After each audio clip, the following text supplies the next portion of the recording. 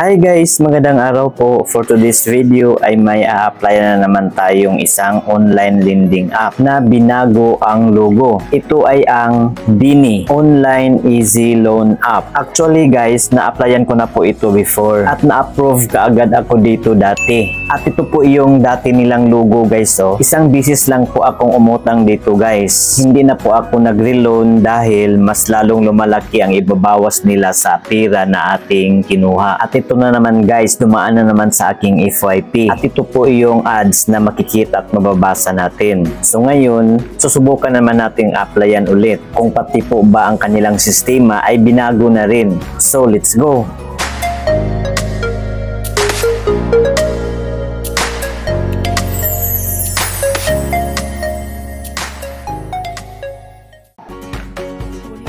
So ngayon guys, dadaan muna tayo sa Play Store para hanapin at i-download ang app na ito.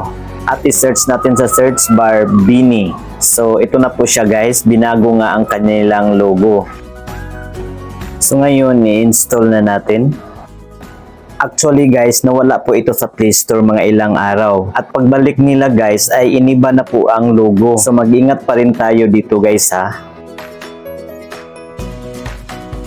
At ayan po, installed na po siya. So ngayon, i-open na natin.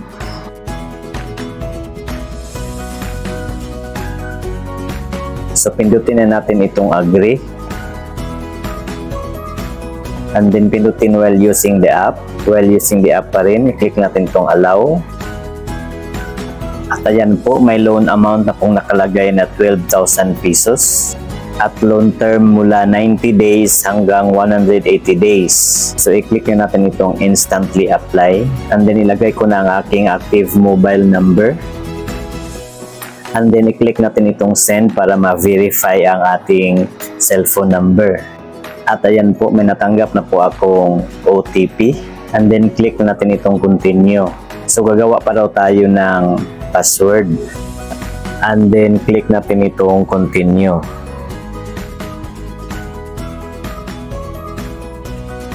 And then binalik po tayo dito sa dashboard. I-click natin ulit itong instantly apply. At ayan po, ito na po ang first page ng kanilang form. Kukunin na nila ang ating identity information. At ito po yung mga valid ID na tinatanggap nila guys. UMID, passport, TIN ID, driver's license, SSS ID, postal ID, voters ID, PRC, GSIS ID, and UWA. So ang available sa akin dito ay ang aking driver's license. And then i-click ko na itong confirm. And then ilagay ko na ang aking driver's license number. Next po ay ang aking birthday. Next po ay ang aking gender. At dito sa baba ay ang aking full name. So ayan po, ngayon pindutin ko na itong next.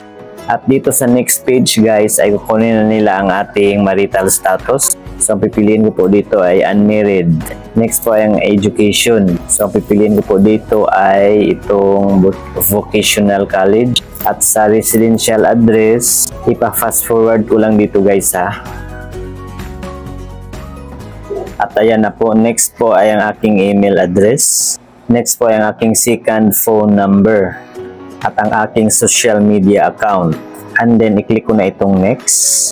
At dito sa next page guys ay ang aking work information. So ilagay ko dito ang pangalan ng aking pinagtatrabahoan. Next po ay ang aking pay period. Ang pinili ko po dito ay itong once 2 weeks. Next po ay ang aking payday. So nilagay ko po dito sa una ay itong 15. At dito sa pangalawa ay 30.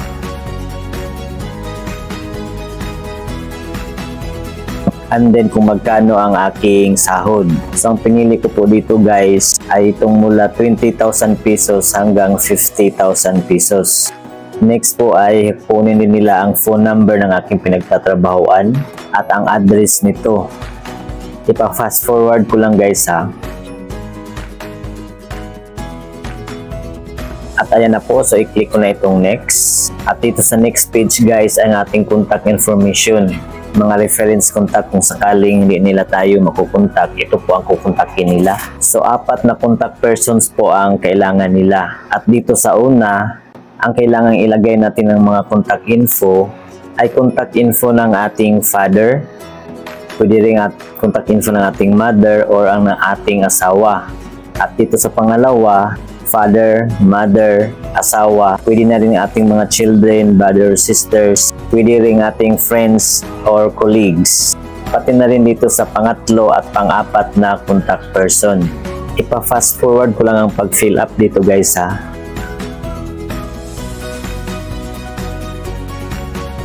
So at ayan na po, click na natin itong next. At dito sa next guys ang ating additional information. So dito na po ang facial recognition. I-click na natin itong next para makapag-selfie na po tayo. I-click ko na itong bilog. And then i-click itong cheek.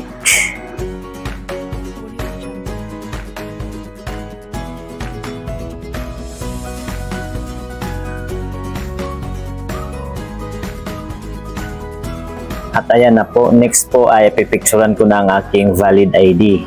I-click ko lang itong may camera icon. And then i-click itong bilog. And then i-click itong OK.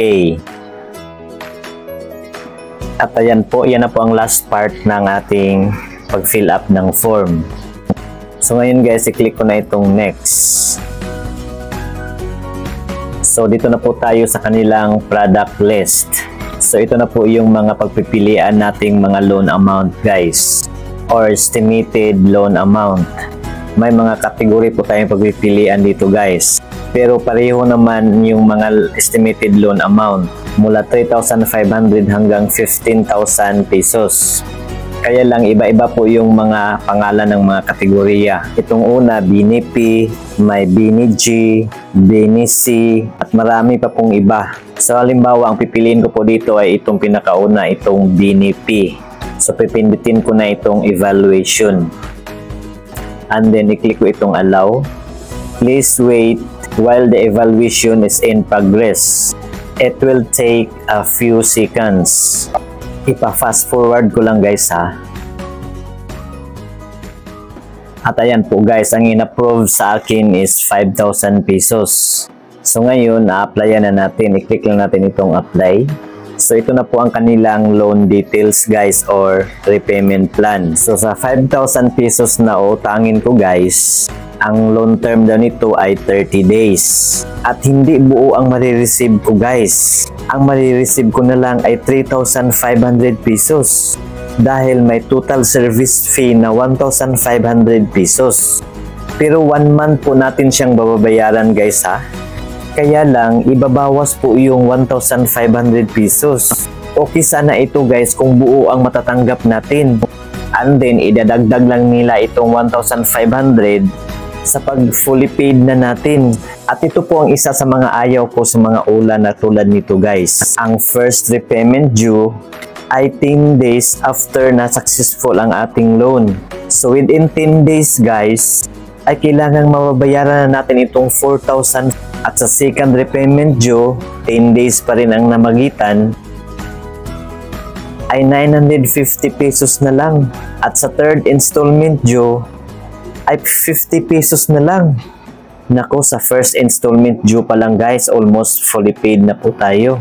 Dahil 3,500 pesos lang po ang matatanggap natin.